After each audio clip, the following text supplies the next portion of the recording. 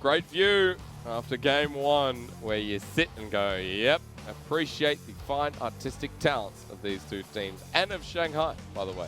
And that is over on the Bund and a great view if you're ever going touristy here in the country. My name's Hysterix, this is Clement, and LWX is MVP after that game one. I'm going to put that out there because I think there is a lot more at play, especially with the way that game one went. Again, LWX MVP, so good way to set up for game one, Clement. He had a lot of courage, and he also believed in his teammates when it mattered. The Lucian didn't feel like it really fell off at all. Yeah. And most importantly, he got 9 kills. So he's keeping on pace of chasing down Uzi and getting that historic title for most kills per game. I mean, it started in the early game, right? It was still LWX's game, but this game just became so much more.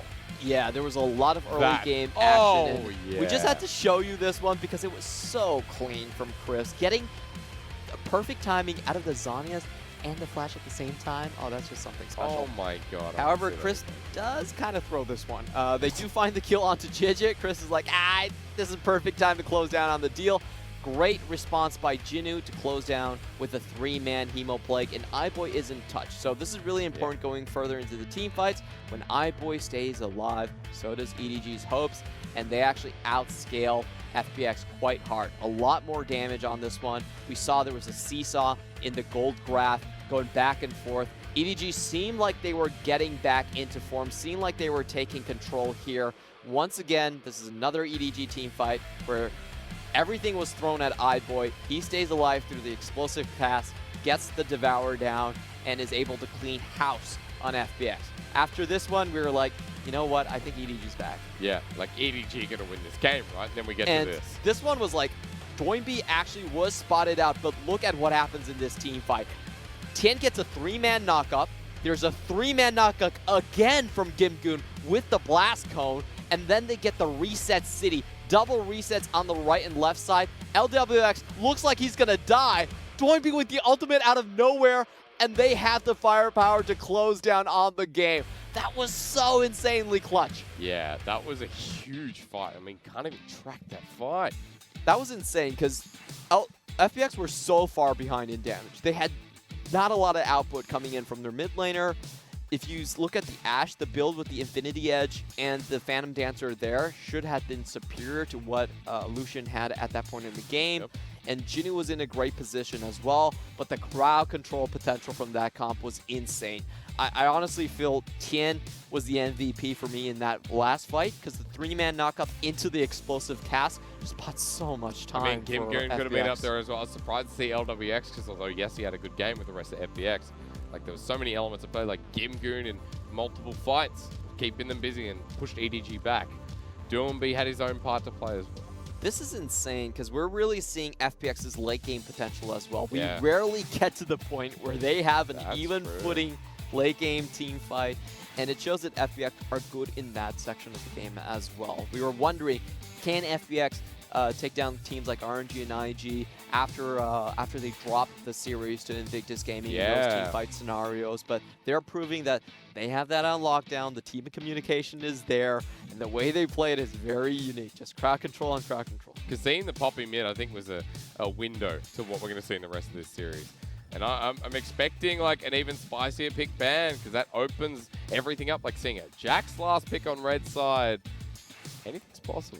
I really think FPX is a team where you need to secure red side for yourself. They just have too many positions they can counterpick, and when they get those counterpicks, they punish it so hard as well.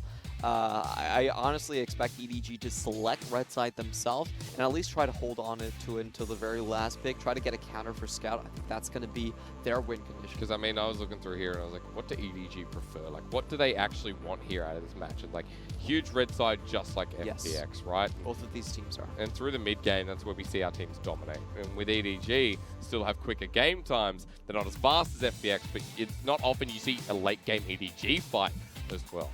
Yeah, EDG are the team that wants to close things down in the mid game. Their late game team fight, while they still have shown great performances on it, are not really on the caliber of W at their height or RNG at their height. That's typically where we put them. So I think it's going to be more eggs into the early domination basket and more about the counter pick focus. That's really what has to be shown here.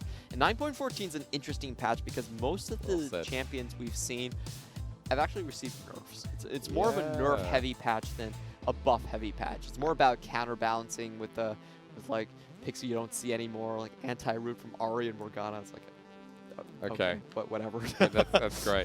Like Morgana's actually the anti-invisibility. Yeah. So there's a lot of changes. It's like the start of a year kind of patch, right? Yeah, it is a patch where I feel like it's going to require a lot of time for people to stabilize, and teams that excel out of pocket picks are going to do better on 9.14 because most of the tier 1 champions were actually nerfed this patch. I mean, like, also I'll just come back to the point of like Gallia losing Flash Shielded Duran was the biggest takeaway for me. Means that today, our 4 supports, you know, in the past, they've played things like Gallia. They've had those little pocket picks where they, too, have also had some hits. But you're right. The pocket picks, the Jaxes of the world, the Poppies, as we saw a buff to the Steadfast Presence, and the Kleds. So with 2 Kled players on FPX, I once again bring you this information that the possibility of seeing it here in this series, even if it's a 2-0, is high as we go towards Game 2. It's extremely high. If there's a blind Vladimir, I bet you that GimGoon's going to have the Kled ready. He actually started playing it before Doinb even. Especially if we see, again, like the Renekton bans, right? Like the flex pick bans that can go well into things like the Aurelia, things like the Vladimir, and really shut them down in lane. Yeah. What EDG needed to clean up there is their early skirmishing. And I felt like Jiejie in late game team fights doesn't really find his position well.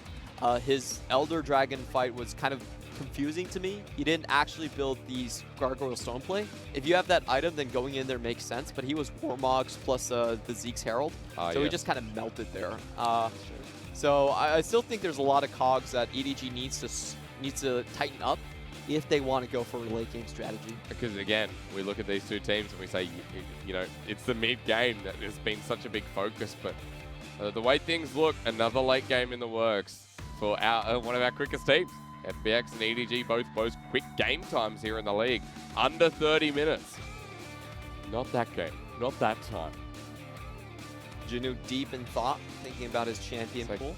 Vladimir again? Do I play Riven this game? Should I play Riven? I was saving it for playoffs. If I do it now, it's fine. Doinb's like, I don't know what I'm going to have for dinner after this. Always asking the tough questions. I mean, he's got to, got to impress the wife, right?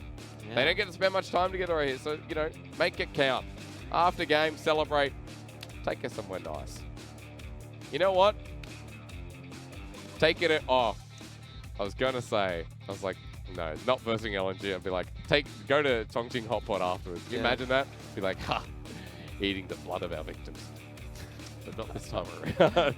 I'm trying to think. There's actually a streamer's wife who lives really close to us and keeps on recommending great restaurants around the area. Really? Yeah, just on stream. Oh, wow. Yeah, okay. That's amazing. Yeah, that's really good. We went to a noodle place that she recommended. Okay. Really good. Well, now I'm hearing about this. It's week 8 of summer, and I'm hearing about this now. Are you kidding me? Is that where you get your ideas? Because you're a bit of a foodie. Yes, I'm a huge foodie. Like, Shanghai is one of the best food You use Dianping a lot, but... Yes. But are you now telling me this streamer is giving you more ideas than the phone app? You always have to believe in the locals. Like Dianping, there's a lot of people that come from different provinces, and I feel like the scores are really inflated on Dianping. Look, I mean, same with Google reviews. Like, people are like, this place didn't serve me the correct amount. And you're like, my man, it's like, calm down. Anyway, my own issues with just go and try a restaurant. That's all I'm going to say. Try a restaurant like you're going to try your hand at watching this game, because actually that's going to be so much easier. Game 1 was so entertaining. Let's go into Game 2 because FPX red side again, Clement. Very interesting. I did not expect EDG to be happy with the blue side. So this first pick is going to be very important. What are you going to do this time? Tahm Kench taken away. They had Tahm Kench, but I don't actually think Tahm Kench is worthy of a first pick at this point. Well, they think Corki is, but you know what? That leaves open Aurelia. Karthus is gone. You pick Gragas again. Okay. This is the main difference we're talking about between the junglers. We talked about Jiejie as the 1v1 guy. He's always looking to get that Xin Zhao in your face. Wow. Priority on solo picks here. The solo lanes, I should say, as Jinoo will be on the Renekton. And we have to remember, Corki is considered a flex pick this patch. He can go top lane as well. We saw it in the JD Gaming series. We saw it in the Suning series. But what are you going to pick if you're FPX? Now, for someone like Doinb, Yasuo available. Ryze is his speciality. That means, unfortunately, doesn't look like we're going to see a Kled in this game, Clement. Yeah, the Ryze still matches up good in, against the Renekton. So this could be the way they want to position their lanes. Aurelia mid, Ryze into the top lane. GimGoon can play that as well. The Ryze, the gist of the changes basically is that he still deals a lot of damage, but lower in terms of utility. You don't get the instant root with the W anymore. And you also lose the shielding on the double stacks from Overload. Yep, lost that in 9-13. It's still the Ryze that you know and hate at the same time. More damage, but less survivability. All right, let's go on the second phase. Sivir banned away. Taking away the safe 80 wave carries. clear options. Yeah. Look at this. I mean, we've got 80 carry support. They're just going to ban away each other's 80 carry and see what we're left with. I think EDG can still go for the Ezreal. That's what I would pick here. Very safe in the face of the engage. Lux is still open. Caitlyn's still open. Of course, you're not going to get both by the looks of it. Caitlyn's still fine. We have seen a drop-off in terms of Lux's. Light binding cooldown much higher. Banned away. Also the shield a lot less. Anyway. You get 110 less shielding at max level for the prismatic barrier now. Yeah, that was a big change in 9-14. I mean, 9-14 is like reading a Harry Potter book. You know, and all the characters die. No. Yeah, actually, you know what? A lot of them do. Yeah, a lot of them die. Lucian gone too. Okay. What does LWX have left? You have Kalista, Caitlyn, and Ezreal. I think those are the 3 picks still up. I like leaving the 80 carry till last year. Pick up something solid like the Nautilus and see what you're left with. I like what FPX are doing. They know it's a poke comp coming out, so they're just getting more and more initiation. EDG could go Zyra. Forgot about Xayah, of course. Could do the bottom lane duet. Zyra Rakan against Nautilus. That was a great answer against the Nautilus. Stock, standard. Oh, yes! Oh, okay. It's our fourth Volibear. Volibear has a 0% win rate after it has been played by 3 different teams. If you want to do it right. Pick the Kalista. Highest burst damage you're going to get. Or do Zyra and just hope for the best. Yep. Okay. All right, what kind of Volibear is it going to be? And this is our 4th time seeing it, Clement, so... I'm sick of the Volibear. How are you sick of the Volibear? Don't do anything. How are you sick of the Volibear? We've only seen 3. Because everyone knows what the cheese is. It's not cheese. It's not a secret anymore. It's meta, and you know what? He's going to be going up against an Ezreal or a Vayne. What is it? Oh, that's even worse. Ezreal, Nautilus versus Volibear Xayah. I have not seen someone make a Volibear work outside of laning phase. They have all failed terribly. Okay.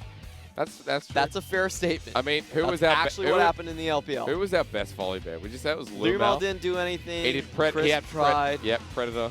Was it Crisp who was on Volibear? I think it was Crisp. Was it Crisp? I'm going to have to find out. I'll find out for you, Clement. Okay, Don't worry. I'll check. You check. All right.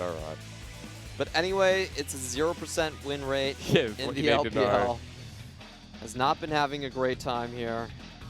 And it means that, you know, there is going to be a lot of expectations here on Meiko going into Game 2 with the Volibear. This is a team composition that for EDG plays much better towards this mid-game. Plays through the Renekton, the dueling style of Xin Zhao. Volibear's going to have to be active here, Clement. Long story short. I expect a level 2 gank coming from Xin Zhao. He's on blue side. He's going to start red first. They're just going to go down, try to get that going. That's fair. So it's been Chocho, Luma, and Max. Your 3 players who've played Volibear, and there's been 1 kill. Yeah, 1 kill, games. and it's like 13 deaths, 20 assists or something. It's actually a bit worse. 14 deaths. 14 deaths so far. 1 kill, 1 and 14 is Volibear.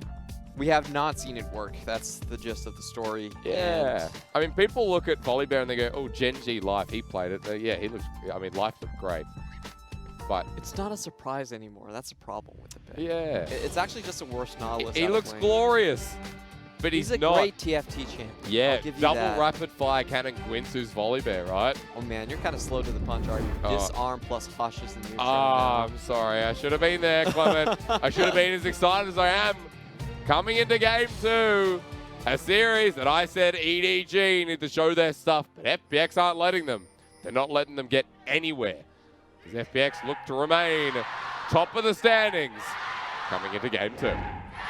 I will be so depressed if FPX actually fall to this cheese.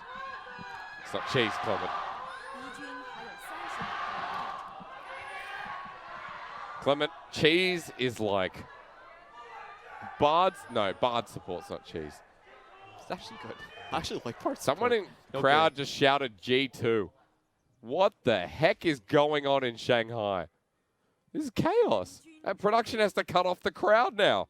Like, for So good you guys are too reason. random. I mean, they're just G2. You heard probably a TSM thrown in there. I'm sure there's like an XL now, you know, crowd trying to get really indie and down with it. Like, oh, XL won last night. Let's throw that in today. Here we go, boys. Level 2 cheese incoming. Here we go. That's a good ward, though. I like that EDG Wow. ward. Okay, GimGoon just lost the trade. Press the attack, instant proc. By a lot. Oh my god. Yeah. Well, It's level Jinoo 1 Renekton for you. is literally the Steve Irwin of this top lane as Spellbook Corky. Okay. Clement Chu, you're an analyst. Hit me. No. Look, if this works, FPX do not deserve to win this game. Yeah, you're right. If this works, I'm so disappointed in Warhorse. There's no way this works. Yeah, you got it, there you go. Q. There you go. LWX is smart. Imagine if Jiejie said he's like, he thinks there's something in front of us in here. This is the first step on the long road to failure for Volibear. You're such a positive guy. Yeah. Look. Because I've seen this. Teams have been doing this for 3 games And to be straight. fair, Clearlove actually the only loved. thing they do. Clearlove was really good at level 2 ganks as well, remember? So I love that It's stale cheese by now. it's not stale cheese. I don't know if you can even get stale cheese. Okay, but look at this. It's stale. Look at these good wards out from FPX. As topside rotation here, Jiejie walked past one. Not going to see it expired. Tain just getting invaded on. What is happening? Yeah, and JJ's now 2 camps behind. But he's going to get a red buff, Clement. Okay, that's good. While Tain looks for the gank topside. Was he going to get spotted out? Oh, yeah, he is. Yeah, and JJ's not going to level up to 3 here, so Okay. I don't think they can actually fight this. I mean, Tain just backs away. Jinoo's still hard shoved in this lane. Now, This is a very dicey situation for Jiejie because he's under leveled, but he still needs to keep his top laner safe. Yep. I like this move here, using that. Scrying orb, right? Yeah, Yep. Scrying plant. Moves back towards the blue buff. Now, Clement, before you're talking about cheese and, you know, your lack of dairy in your system, talk to me about Scout's Unsealed Spellbook. Well, this is one where I feel like it gives you a lot of flexibility in late game. Like, you can just pick what you want in team fights. And it also is pretty strong in lane when you can get like an Ignite cheese or something. Okay. But it's very flexible depending on player. Like, True. different players really utilize it quite differently. But first off, let's watch Pause this. for a second. Yeah, Rolling Thunder flash there from Doinb. The Dredge line Chris flashes as well. iBoy's ignited. 3 versus 4 and EDG survive. Tain gets himself the old scuttle on the way out. Excuse me. Jiejie walking past trying to steal it, but Sinzhao is behind. Good block on the dredge line coming in from Meiko. Yeah. That was a nice touch. That saves his AD carry.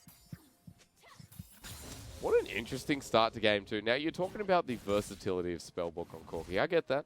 Especially against Doinb, who in this lane has got a lot of the natural shove, a lot of the push up against Scout in this early game. Maybe it'll help him here as he might need to burn something in the works. Doinb doesn't have a flash available. And that's first blood over to EDG. Well done on Jiejie, just hard forcing the lane win. The position he came from is definitely a side where Tain was not going to be. That's it. And they're talking a little bit about the schedule down on the bottom of your screen. What's coming up next here for EDG and easier FPX? for EDG. If Yeah. you look at their schedule, they still have Vici and Tuning. Arcane shift here from LWX. He's ignited. He's flipped on back. He's low. iBoy pulls in the feathers. But he is alive. But he is alive. Now, LWX had to burn a flash there, Clement. So this is an early game. As you would say, every game. Not every game, just this one. Go look at Crisp if you want to see the Nautilus into the volley bear. That'll be the POV stream over on Doinb. That'll do experting teleport to get back to lane. iBoy should have to do the same when he finally backs away, but where is the volley bear? That's all I care about. He's walking back to lane while Tain's been spotted. iBoy, get ready. iBoy does has his flash, so I don't think this should work from FPX. Indeed, they do back off, and they don't even take the Krugs either. Okay. A lot of things going on when nothing really should, right? Is that a good way to put it? How would you put it, Clement? I would say that this is just EDG trying to force their will onto the match. I mean, FPX trying to do the same thing, too. How do we win early? What gives us the best chance to win? Volley. There we go. You're just so upset about volley bear. I am. Volley bear, really upset. let him be a champion. I mean, he's tried to work his way into competitive play for years. When was the last time before this volley bear was... When was volley bear a top laner? Like season 2? He was actually viable before 5? that. Spirit Shojin actually gave him some appearances in the minor leagues. Yeah, when they first changed Premier Spirit League. Shojin to like to give HP. Oh, the first one, right? Yeah. But They that, actually I mean, did that show was up, but not in the major regions. okay. When was the last time in LPL? I'm really testing you here. When was the last time in LPL you saw that Thunder Before Claw I bear? came here. Yeah. I mean, I thought season 4 maybe. I'm gonna look for that. Rolling Thunder when it was still I think 30%. That was when we saw a lot of volley bears jungler. Yeah. Because Oh, he burned yes. flashes so easily. Back Why am I then. saying top lane? Like that would have been years and years. I mean, jungle's more viable. Seeing him towards the bottom side, there's been a rush towards the Relic Shield upgrade here for Meiko instead of the mobility boost, which we saw. Remember, it is Aftershock Volley Bear, so it's the standardized version where Luomao here from JDG picked up the Predator as a support, which was interesting to see. Yeah, definitely was. I actually like the idea of Predator a little bit more than That's true. I mean, the Aftershock. Aftershock, safer summoner to take, especially in this lane where the poke and the engage from the Nautilus can put them behind, but they're ahead in this bottom lane. iBoy has the shove. He's just hit level 6 as well, so level advantage, and this wave crashing in means that there's a lot of safety down here for Jiejie to now approach. And looking at Jiejie, this is something very unique to Jiejie. He actually takes the Hex Flash. Oh yeah, I remember. What's super fun about this is just going over the walls constantly and finding those ganks and doing the 4v2 tower dive when players don't expect it. They're like, wait a minute, he can't be here. If the Xin Zhao wants to be here, he actually needs to walk around. So a lot of teams will actually ward on their blue ramp, and that's where Jiejie strikes. Oh, but speaking of striking, look at this. Volley Bear 1v1. That did no damage. I did half his HP. Don't be so Half his negative. HP? It did not. Tim was already at half health. Oh, okay. Yeah, flip it. But EDG are doing a good job here, controlling the top lane, playing with priority. Am I wrong in assuming, could you flip wards once upon a time? I want to see him flip a table. Like, you know how Olaf, like the SKT Olaf has a he table flips the when he table, comes out? right? Yeah. That'd be really cool. Flip. What's he going to flip? What would Volley Bear flip? Lightning? Like an actual piece of lightning? No, that's dumb. What would he flip, Clement? I don't know. Okay. Great discussion. That was a really good chat. Can't wait I for want the to see next him one. flip a tower. How about There that? you Last hit on go. the tower, he flips the tower. Flip it. Yes, like the satchel charge from Ziggs. Yes. If Volley Bear approaches the turret at 10% HP, he gets upset with it and throws it in the air. Oh my god, that's amazing. See? Now we're getting somewhere. All we had to do was theorycraft a little bit of EDG and taking away the dragon. And it's a mountain to start things off. This has been a pretty good recovery from Jiejie, who was so far behind, is now actually transitioning the lead and the pressure of the bottom lane into an advantage. It's one of the rare games where we don't see FPX in a lead in their mid and jungle positions. Yeah.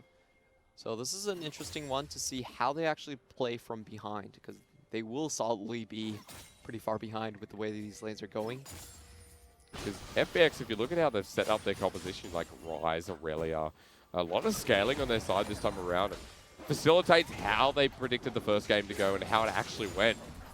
And now you go into game 2 and you're like, yeah, okay, if it goes the same way, even against the Corki Xayah, you take that. Yeah, this is a 1-3-1 from FPX that comes online a bit later than their usual compositions. The Ryze and Aurelia both need some time to get through the laning phase, especially the Aurelia versus Renekton matchup. That one's just, this one's pretty tough for the Aurelia earlier on. Oh, good CS from Doinb.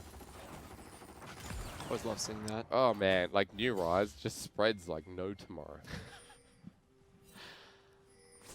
Still behind in CS in that lane actually. Yeah, mainly from the early gank coming in. Every lane's behind here, Clement. Does Tain need to find a way in, or are we happy having deficits in each and every lane? I would say FPX are okay with this. There's only one turret play being taken overall at 10 minutes, so they could actually extend the laning phase further without much problem. Dominus from Jinoo. He's done this so many times before. That's a Dominus that's about to kind of expire. Instant flash from GimGoon. Really good touches by Jinoo. Actually walks back in the brush when the minions comes forward. He doesn't want to give any clues to GimGoon, who's hiding there. Does mean ultimate will be down, but saves his own summoner as well. So GimGoon without a flash, that is offendable. That Jiejie can take full advantage of as FPX trying to make the same thing towards the mid lane. That is a Folly Bear roaming though. Where's his mobility boots, Clement? No Luma. Ah, yes. He picks up mobility boots on like everyone, hey. I always feel like Meiko picks up the new champion Oi! trend. Whoa! That's a double flash again. Ultimate burn here from Jiejie. As Vanguard's edge comes in now. Scout is right in the middle. Jiejie burns his own flash. Big pick up from FPX, and you thought they weren't going to bring tempo to this game. Jiejie's like, oh my god. 2 kills for FPX. Thumbs up is right. They're going to get the Rift Herald. Straight double kill into Rift Herald play. I want to see that again. That happened insanely fast. A double pinch from their own jungle. You could see the control ward being placed behind the red buff, so that's one angle. And another one from Doinb going across the mid lane wall. Scout didn't have any time to react. No flash used by him. It was just so straight quick. down. I mean, Chris, I thought he burnt the flash, but he didn't. It was just Doinb. He flashes over the wall. Rift Herald secured. Where is this going to go? Because now suddenly, top lane has a kill. Mid lane gets a couple assists. Like, the lanes are recovered by one simple play from FunPlus Phoenix. That was 3 angles coming in from FPX. And 1 teleport burned from the bottom lane as well to get there. So, a lot committed there, but it definitely took us off guard. And EDG as well. I mean, it should, right? That's what FPX do best. Anyone who's tuning in, wondering what is FunPlus Phoenix about, team that takes you off guard, the team that keeps you on your toes and play around with their creativity.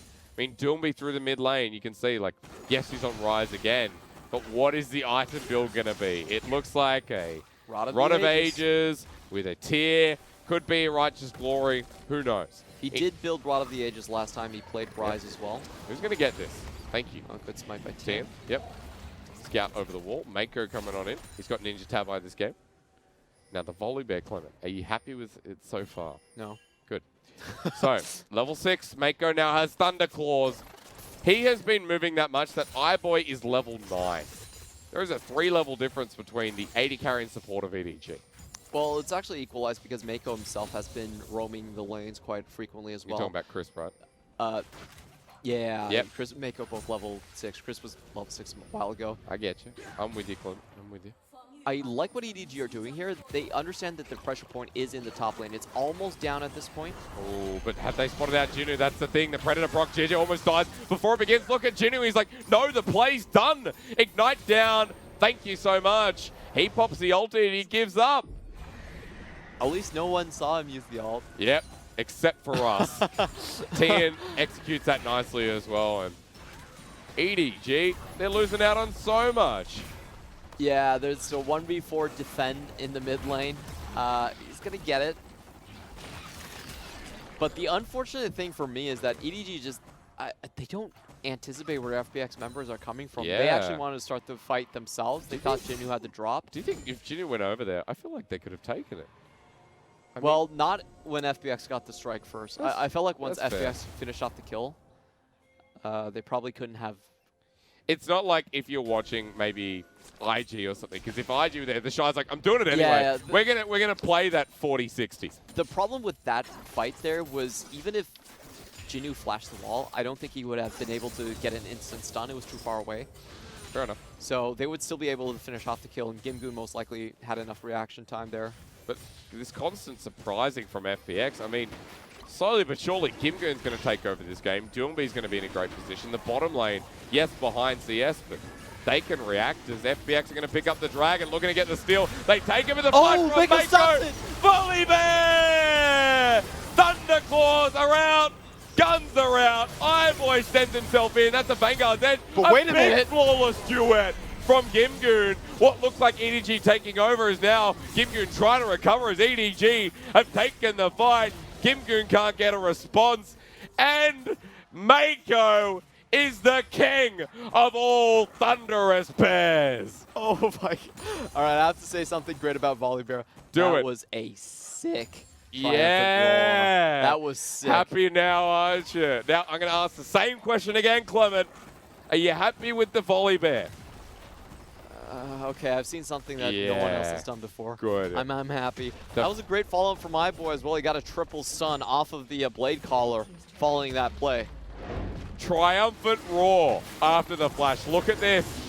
They secure the Drake, but that was a three-man going in. Great Blade Collar from iBoy. Gets the stun on, and they pretty much just wiped the fight from the start. You call this cheese meta now. I expect to see this pick ban in every single game.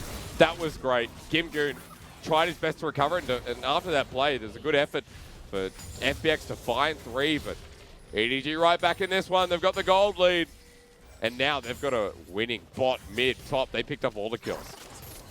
Yeah, 2-kill lead in that one, and I just want to take a look at the kill distribution.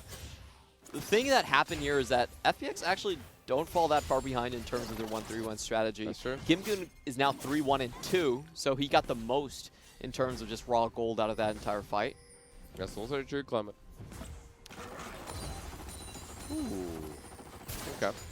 480 in turret platings. Yeah, Renekton being the most profound member off that graphic, but you're right, GimGoon did pick up some resources on the back of that, but now I'm excited for EDG. Now I'm excited for the prospect here.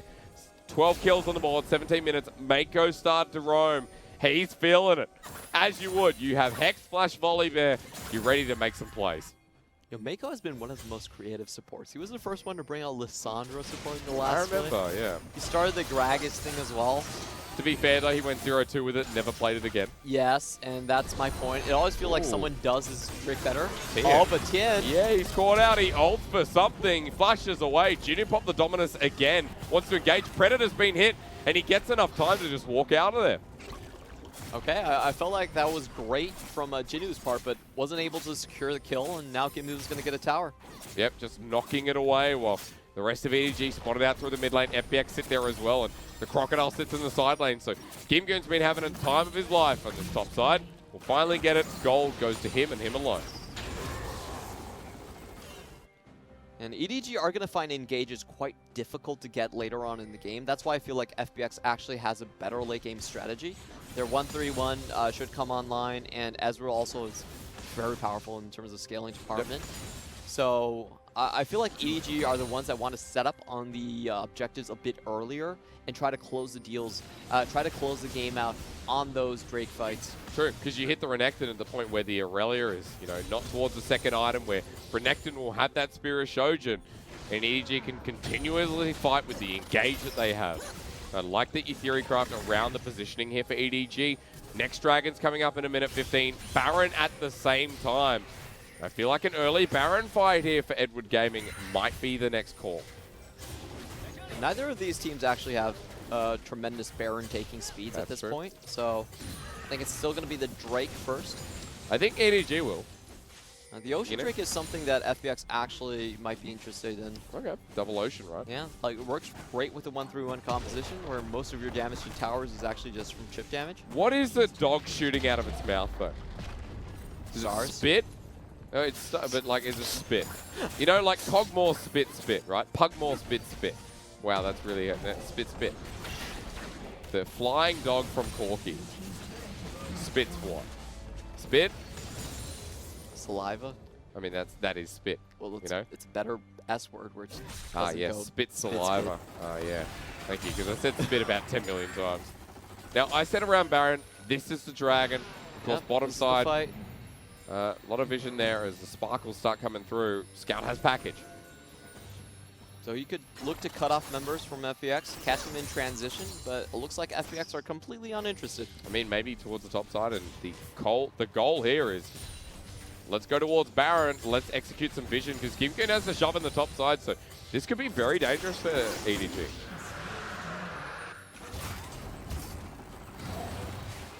Or no. Dragon picked up. Ocean, it's going to be the second one of the game. Denied away from FPX, as you said before. Cloud coming up next, so I'll ignore that for now. EDG repositioned through the mid lane, and it's just back to the old farming style. The 2 items picked up for Renekton as well, so that pick even scarier now. Yeah, he's going to have his way with the minion wave against Doinb for now. And I feel like this game is actually going to drag on for quite a while. Yeah. FPX still needs to scale. You can see they didn't contest the Drake whatsoever. They're like, we don't want to give EDG their ideal situation, so they just back off.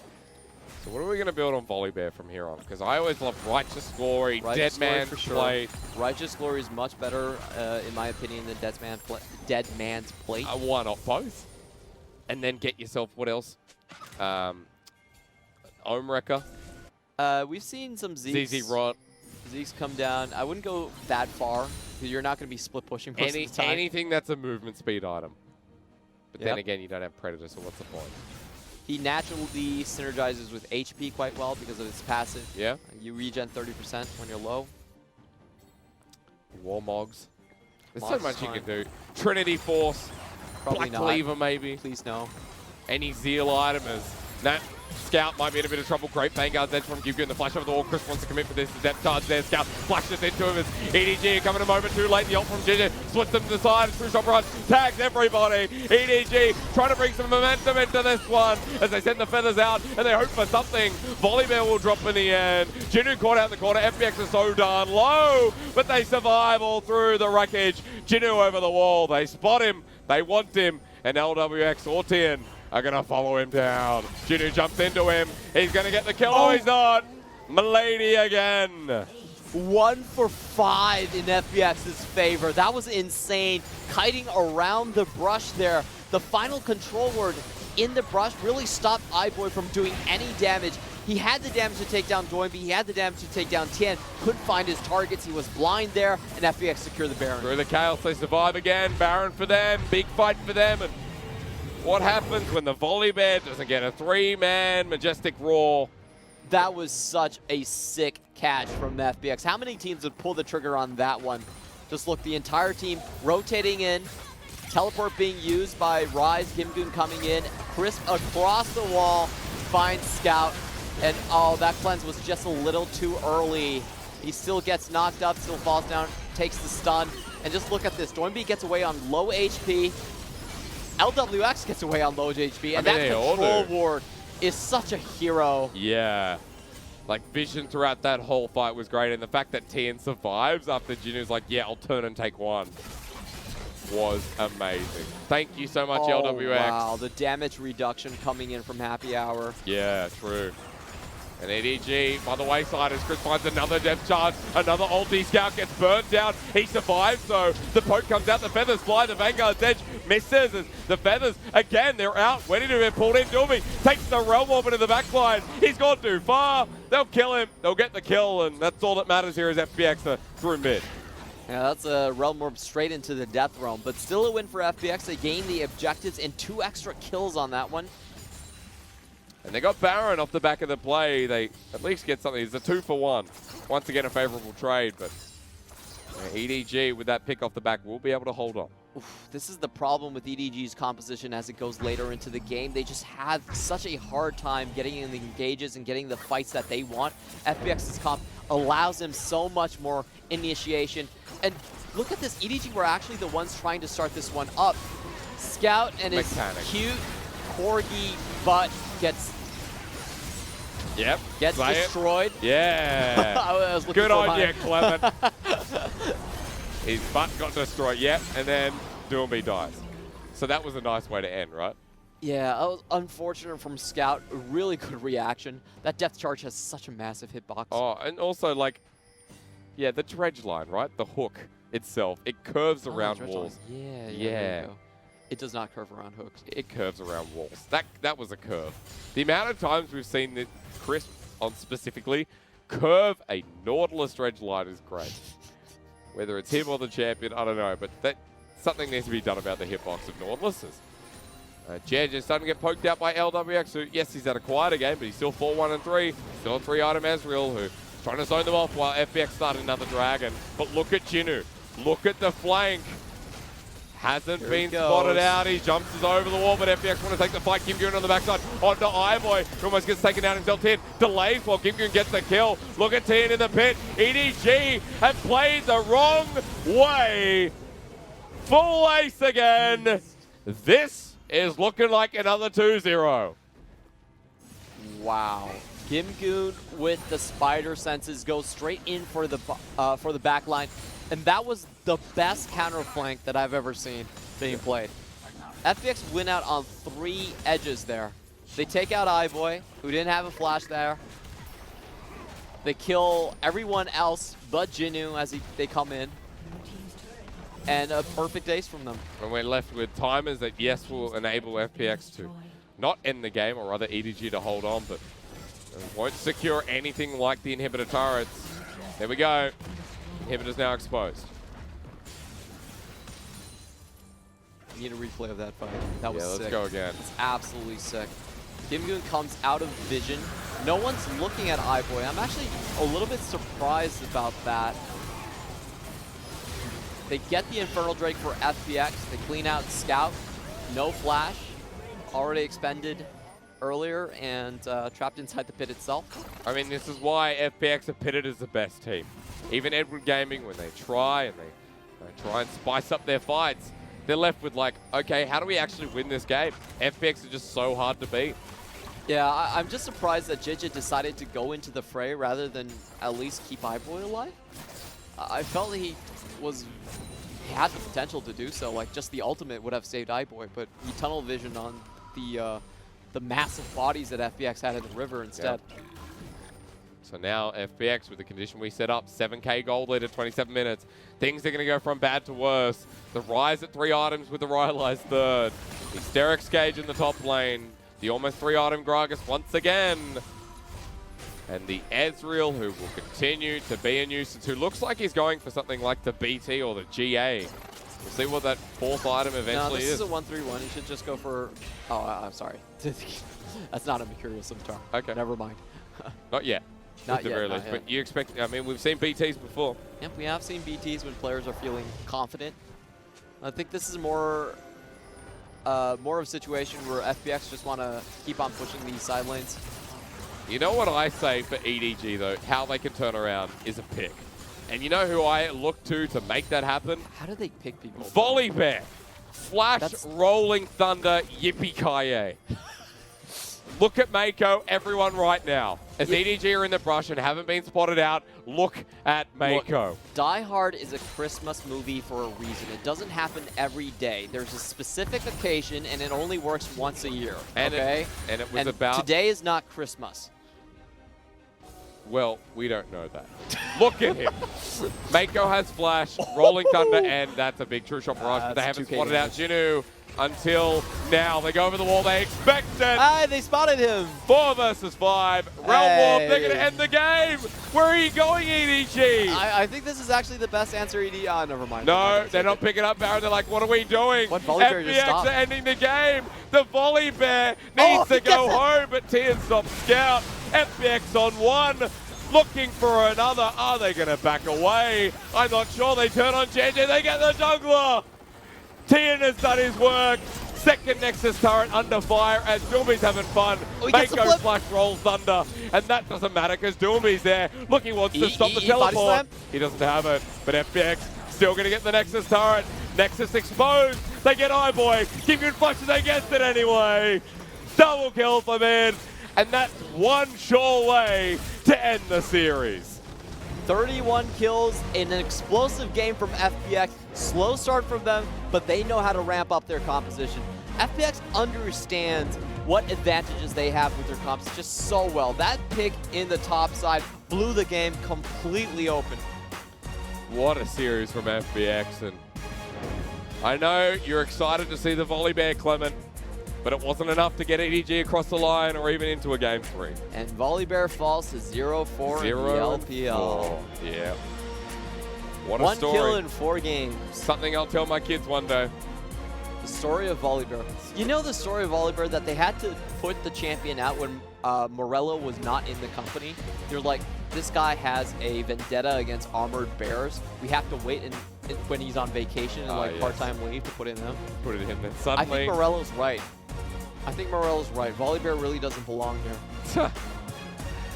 Well, it was a good series. I gotta say, it was much more exciting than the first series here today, Clement. FPX came out with guns blazing in this one, and doesn't matter, rain, hail, or shine with their composition. FPX love to fight. They love to sit in the chaos and play these risky engages where other teams you're like, oh, that'll fall by the wayside. That's not good. They commit hard, and usually it comes out on top. What you have to say is that EDG actually played FPX's early game. This is one of the closest early games that we've seen FPX play. Risky. Doinb, that's the heart of it. Risky in life and in game. Always going for the 3-stack. Yeah. Triple stack is where it's at. Yeah. But you're right, FPX do play the composition. Sorry, I cut you off there. Yeah, I just even forgot what I was so mesmerized by that. Good. Like, he has a strong chin. See that? Strong willpower. Look at that again. Yippee-ki-yay indeed. Just not the way we thought. One snowball, and that's all it took for FPX to take over the game. Much better engages. This is one of their hallmarks in an FPX composition. They can always start fights that they want to, and they collapse at lightning fast speeds. 5-man engage onto the top side. Every member in. They know EDG is going to follow up, and they get a 5-for-1 trade. I mean, that was the one that blew the game wide open. And just seeing Chris flash over the wall, I mean, that shows you the level of commitment here for this team. How FPX are shaping up. Now, 10-1, Clement. They have 4 games to go here in the regular split. And the only person to take the title away from them, or at least their series, is IG. And to be honest, if they're already 10-1, they're basically locked I mean, for playoffs. That was what the security number was. Yep. FPX are in playoffs. I don't care if they're not mathematically there. No, but FPX, I'm going to say, are in playoffs. Yeah. Right? I'll put that out there. They're the only team right now that I would guarantee make playoffs, just because 10 wins. Who's going to get it, right? Some teams, but later. You know, much later. And FPX will continue to try and go for these wins overall. We do play in gauntlet system in the LPL, so the more wins you have, the later you get to show your cards in the playoff stages. Also, more circuit points, get to the semifinal at least. Exactly. If you go 1 and 2 straight into the semifinals, and that would give them a 3rd place finish in spring and at least a 4th place finish in summer. So very far into the gauntlet if it comes to that. I think they're still going to play very strong and not try to like hide the cards or anything from now on.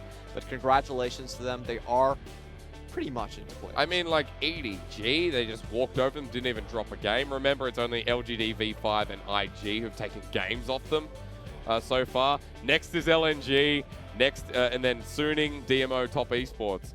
I'm like, well, Top are going to have to be the team at this point. LNG not there. Maybe Suning.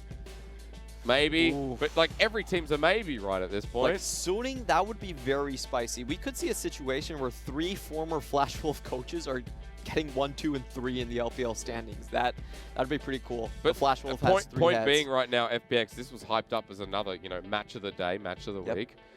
EDG got walked over.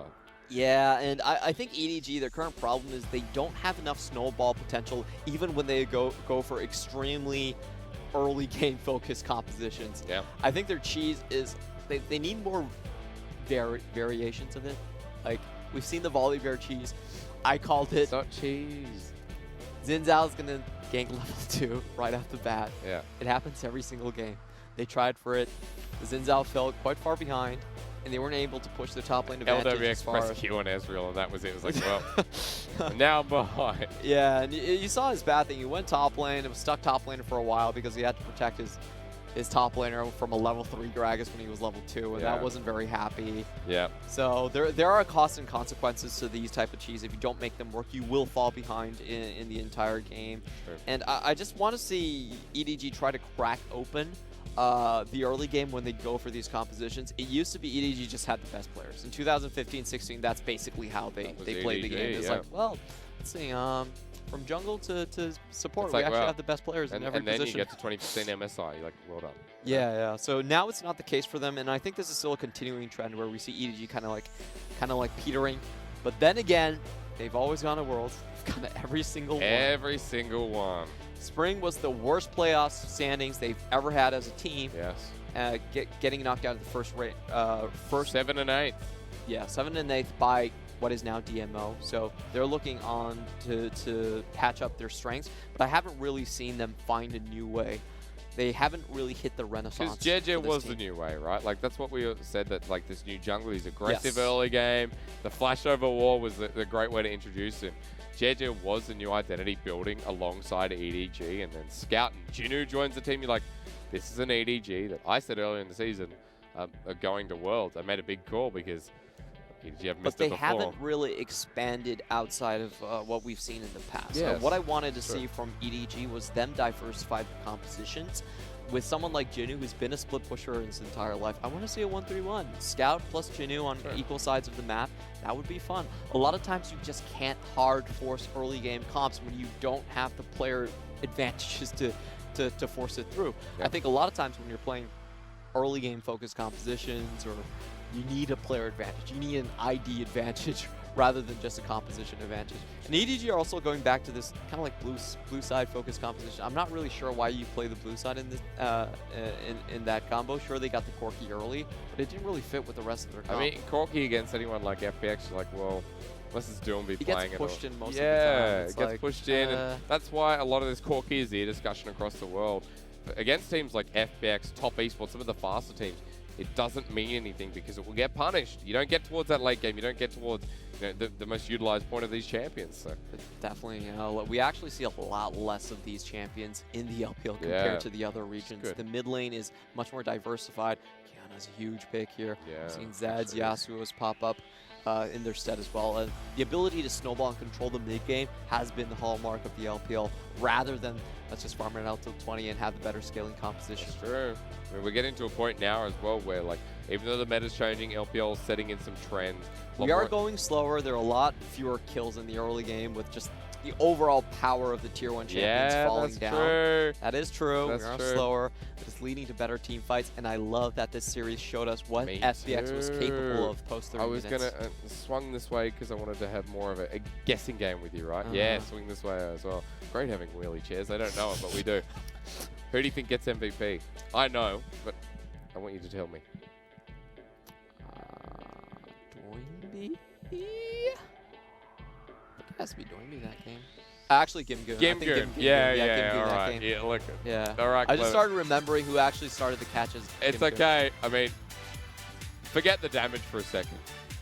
GimGoon pretty much won him that game. Yeah, the Drake team fight where he brought it back in, 3-1 and 2 after that one, and the top lane where he did the teleport. I mean, it's this early fight. Remember, we're like, oh no, EDG won't expect a fight here. They wouldn't. Who expects 5 or 4, now 5 members of FPX this early on? I mean, TP was used. They didn't see Chris. They didn't see GimGoon either. That's pretty insane. Had like 10 minutes, and then it's like, hey, they're not going to do it again. Jinoo's like, I'm coming in. Wait. Oh, this was unfortunate. They actually saw GimGoon the whole way in. Yeah, that's true. But look at GimGoon's positioning. It was too far away from the ledge for Renekton to actually do anything, and this was the key catch. GimGoon starting it, Chris following up, and the entire team being here. I really like how Tain plays this as well. Yeah. Just like the additional crowd control time really helps. Because like Doinb survives on, I remember in game, he survives on so little. Keeps pumping away at the damage. iBoy comes back in. This is just and it's just FPX unfortunate is just so for iBoy because he had the damage to fight there, but not the vision. LWX snipes him across the brush. Would you say Control Ward MVP in that fight? Definitely. For sure. And this is the other one where GimGoon nails down iBoy. Doesn't even let him get in the fight. And it's almost like he has an invisibility cloak because 2 members of EDG just walk past him. iBoy's like, hey guys, I'm here. Hey guys. Hey guys. Rough. That's rough, but I mean that's FPX you're dealing with, and it's amazing that even a team like EDG can be so pushed so far out when FPX are playing to the top, to the absolute top. Yeah, FPX are a very scary team, and I don't think they've actually been pushed that far. I mean, the IG game was one of the best of IG. Yes. And also, they were pushed into a That corner. was just the shy going back to spring and also, I mean, FPX and laying made down some the key wall. mistakes there as well. But like Game 2 was a great example of FPX not being able to roam, not being able to make early rotations, which is the core identity of this team. Yeah, definitely for sure. And this game, I at least felt like EDG could control Doinb a little bit. That's a good thing that they can do. But I don't think it's consistent enough to put a dent into FPX recently. Yeah. I think FPX has shown us through this series, and I think through a lot of the IG series as well, their ability to play the 1-3-1 out with a split pusher like Doinb on the flanks is still very potent.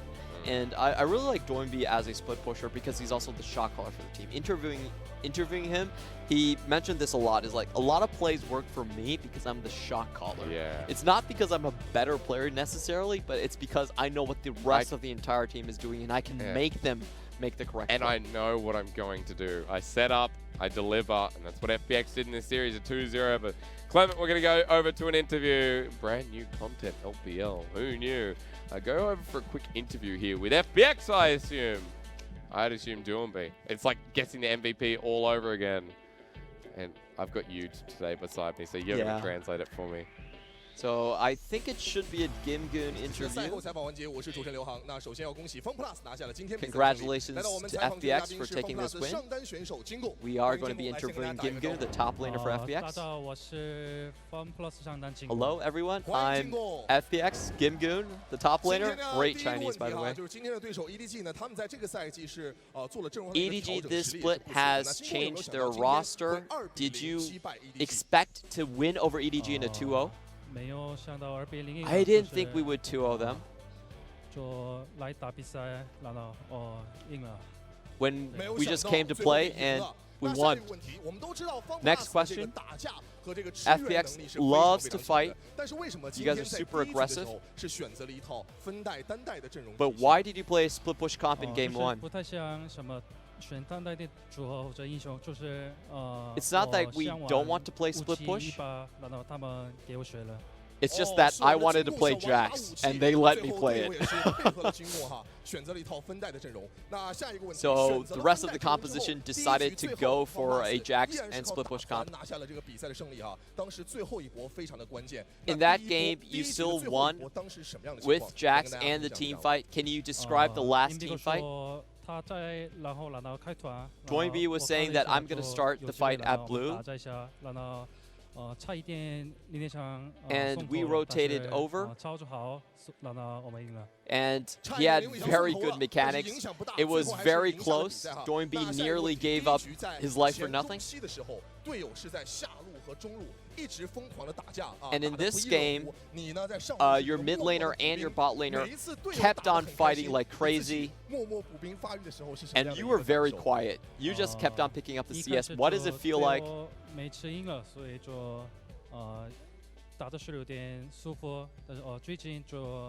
the first game, I had a very quiet game. It was quite comfortable, and I felt like I kind of got used to that, so it's fine.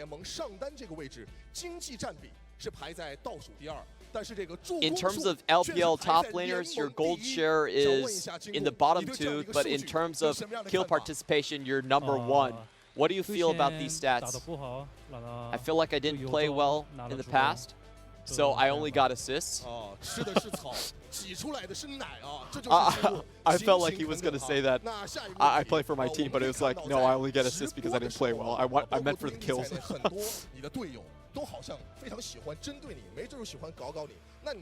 A lot of your past teammates seem to like picking on you.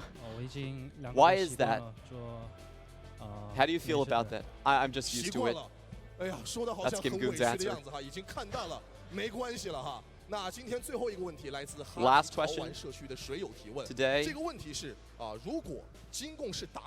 If GimGoon was a jungler and the enemy top laner was Tain, the jungler was Doinb, and the bot lane was your bot lane, which lane would you try to gank? I would gank the bot lane. I